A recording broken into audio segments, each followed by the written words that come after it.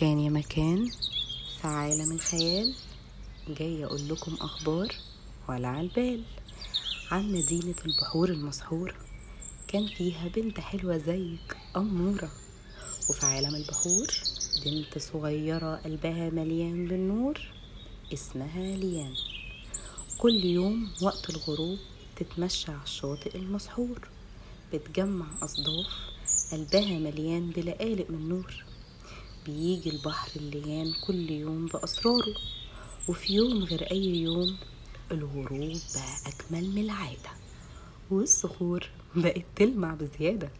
وفجأة بين الصخور شافت لمعان نور صغير زي الأمان. جريت بخفة وقلبها فرحان، لقت وسط الأصداف لؤلؤة زرقاء مستخبية.